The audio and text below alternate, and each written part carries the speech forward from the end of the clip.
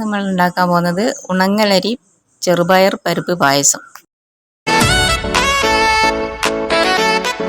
ഒരു പാനിലേക്കിട്ട് നല്ലപോലെ വറുത്തെടുക്കുക. ഒരു ബ്രൗൺ കളർ ആവുന്നത് വരെ ഇളക്കി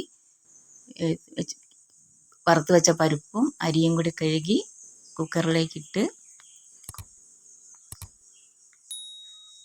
ഉണങ്ങലരിയാണ് എടുക്കേണ്ടത്.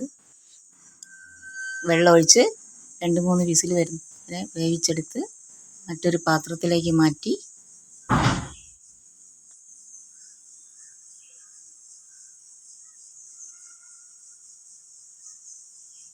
ശർക്കരപ്പാനി ഒഴിച്ച്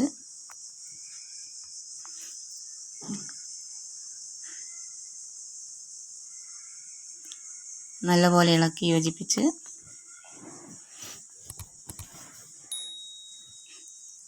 അതിൽ ഉപ്പ് പൊടിയിട്ട്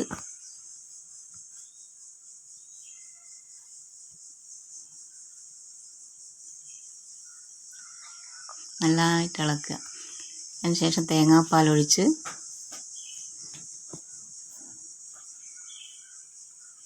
നല്ലപോലെ ഇളക്കി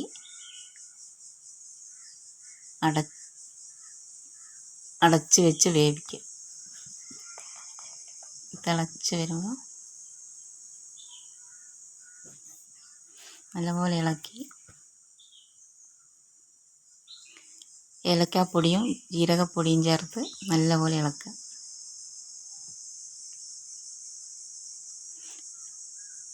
ഇറക്കി വെച്ച് മറ്റൊരു പാത്രം എടുത്ത് വെച്ച് നെയ്യ് ഒഴിച്ച് തേങ്ങാക്കൊത്തും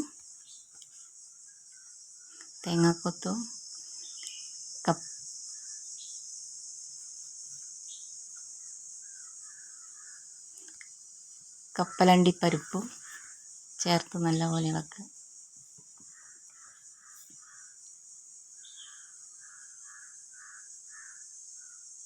കുറച്ച് മുന്തിരിയും ചേർക്കുക. നല്ലപോലെ ഇളക്കി പായസത്തിലേക്കിട്ട് നല്ലപോലെ ഇളക്കുക.